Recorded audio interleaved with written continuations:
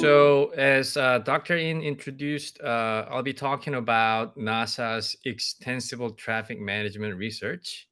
And I'd like to recognize my co authors, Joseph Rios, Min Zhu, Jeffrey Homola, and Paul Lee.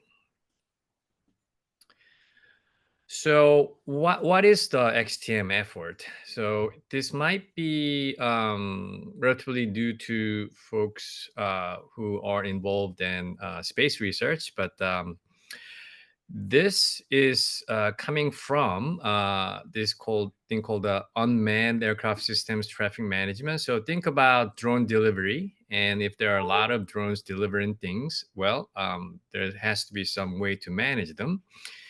And air traffic controllers really can't do it given they're pretty small, low altitude, and a lot of them. So that's why we developed unmanned aircraft system, which I'll just talk about a bit more in later slides.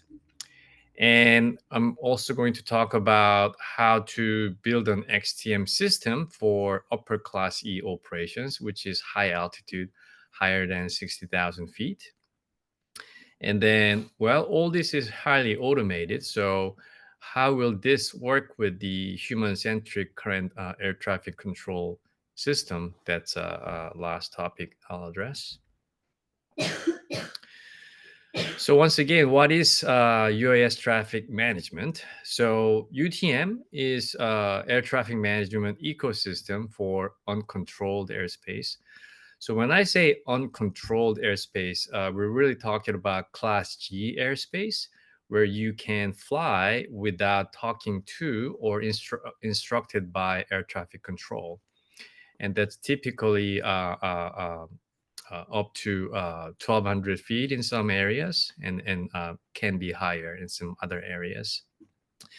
The UTM, it's different from the way we have been providing services for so-called the ANSP, Air Navigation Service, and that's provided by FAA in United States. But UTM utilizes industry's ability to supply services, and FAA would be guiding it as a regulatory authority. UTM is developed and will ultimately enable the management of large-scale, low-altitude UAS operations. So think about, as I mentioned, drone delivery coming next to you. It's actually happening right now at the Dallas area, and the areas for their services are expanding. So for UTM, we're focusing on 400 feet AGL, so that's above ground level. So just think about 400 feet from where you are in the sky. And it talks about roles and responsibilities of the FAA and its operators. And it also addresses information architecture, data exchange protocol, software functions, and so on. And the picture, you see how it's notionally used in current airspace. And that's coming from FAA as a picture. So UTM has a core operating principles. First one is drones shouldn't be hitting each other. Yes, it's as simple as that, but you don't want drones to be encountering each other, hitting each other, and falling out of sky.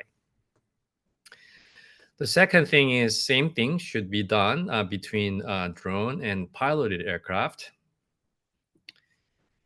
And then this one is no anonymous flight, right? So when you see drone in the sky, you should be able to tell, at least have its so-called the registration number. That's how it's done right now for aircraft. You can see its tail number, sometimes called the N number.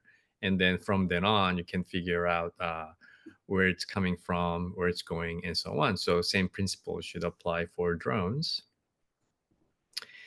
And this one, common operating picture. So if you have a common operating picture, then decision can be informed by it, and then it'll make sense to all involved. But if you don't have common operating picture, then decision that's made by individual party may not make sense to each other.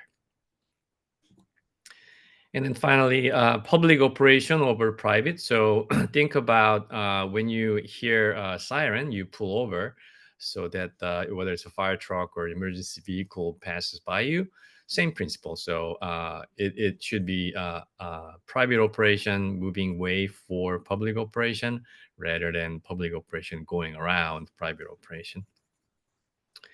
So these are developed for drones flying 400 feet and below. And this is how the system works. It's a simplified UTM architecture. On the left, we have an operator operating a drone on the left top. And then there's this notional thing called UAS service supplier, USS, that's play a key role. And then to the right, there's a flight information management system, or FIMS in short. And then there can be more than one USS serving same area. So think about your phone, and then your phone can subscribe to T-Mobile, Verizon, AT&T, and so on. Same concept here. If you want to fly in certain area, you can be served by USSA or USSB.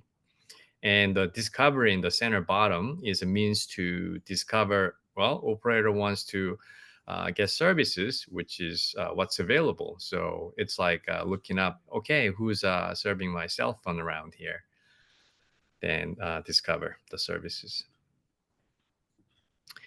So, okay, so how does this work? And operation planning in UTM works like this. I'll start from the left. There's an operator. And operator sends a plan to USS. It was just a Valentine's Day, so it may be delivering a flower from location A to location B. Then my USS receives that plan, and then it checks, okay, who else is servicing this area through discovery?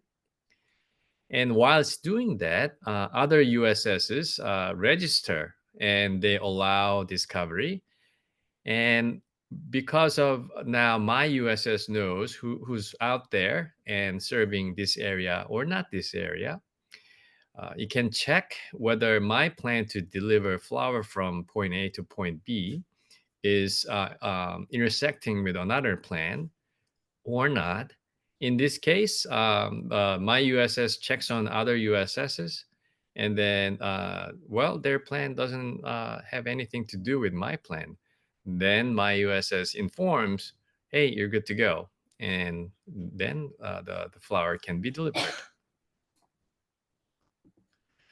So, well, as we worked on UTM, we realized, wait a minute, we can actually generalize these things, and then we don't need to limit it for 400 feet or below, or just for small drones. So that's where the notion of extensible traffic management comes from. And the idea is that that X can be replaced with a U if it's for unmanned aircraft system, or E if it's about the high altitude. And in some cases, it can have the traffic management or support coordination of space vehicle launch and recovery, and then nearby airspace operations. So that's the idea behind the X in front of the TM.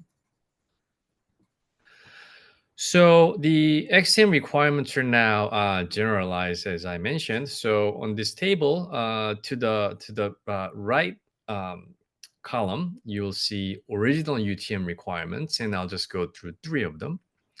The first one, the original UTM requirement goes: the UTM system shall aid in small UAS staying clear of each other. Basically, make sure the small UAS do not hit each other. That's original UTM requirements.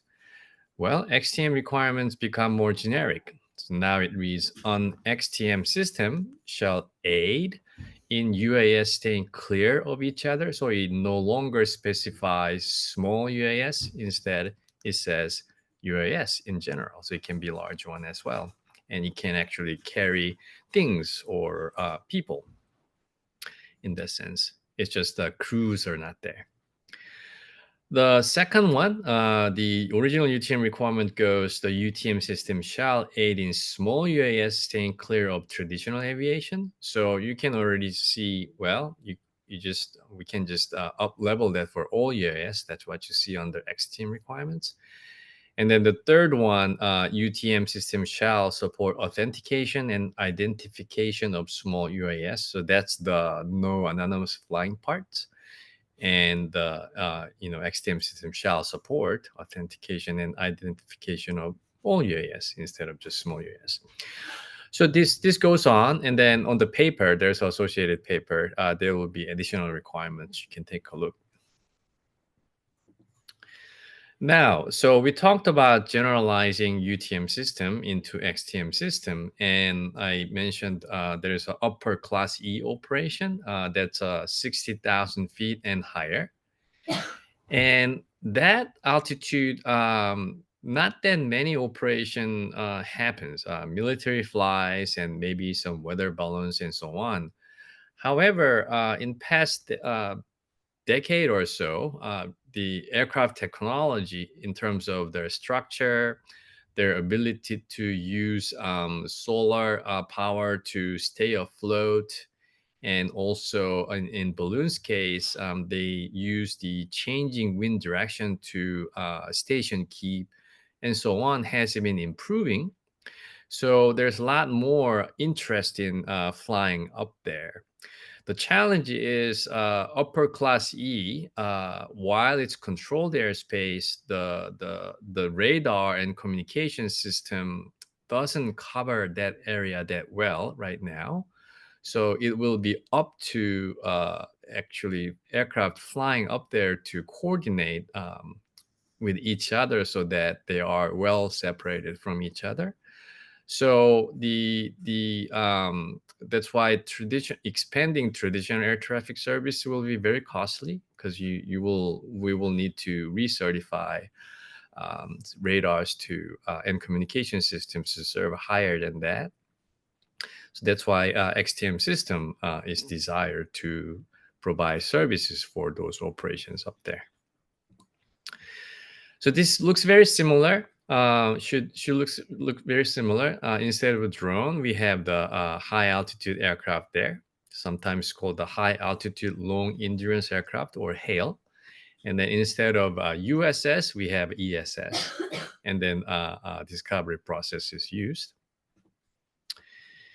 And the ETM meets all XTM requirements, and then there are lower level requirements to tailor operational environment in high altitude, because the drones are supposed to fly 400 feet and below, and these vehicles are to fly high altitude. So things like if something goes wrong, land right away wouldn't really work that well for high altitude operation. So those needs to be tailored.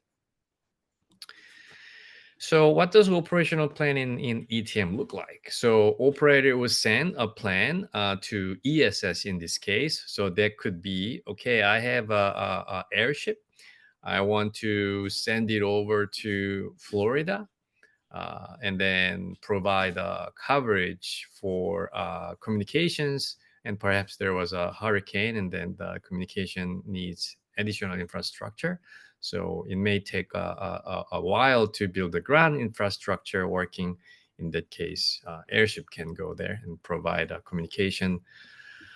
In that case, ESS checks for other ESS serving the planned operational area. So in the case, hey, anyone serving Florida, then other ESSs can register. And in our case, in this particular case, there's another operator intending to do something similar. Yeah, I have an airship, and I can also send mine to Florida airspace to provide communication services there. And now the ESSs discovered each other, and then they're now in position to check, wait a minute, those two plans are conflicting in 4 dimensions. So by the time airship from operator A arrives the sky of Florida, airship from operator B might be arriving there in vicinity. So then both CSS informs, hey, there is a conflict with the operator B and operator A to each other. And as I mentioned, space operations really and earlier, and then a similar mechanism can be used for launch and reentry to coordinate further. So that's kind of shown here. XTM systems and new entrance operations. We have small at the bottom drones. That's UTM. We have air taxis, eVTOLs, and such electric vertical takeoff and landing vehicle. That's in the middle layer, UAM. And then the top layer, there's XTMs for high upper class E operations, and then same thing can be used for rocket launches and recovery as well. So the XTM and ATC interactions, well, even though we can fly things in segregated manner, we want to fly everything together in the end. So interaction between automated system and the human-centric system is necessary. Oh, and then that's why we're investigating how to coordinate those two systems. So in summary, XTM is generalized UTM that meets the same core principle. And I just showed an XTM system for upper class E operation ETM, which is in development. And we are working to understand how this highly automated system will interact with a human-centric ATC system that we have right now. And this is publications associated with it. And with that, I will end the presentation and give the mic back to you, Dr. In.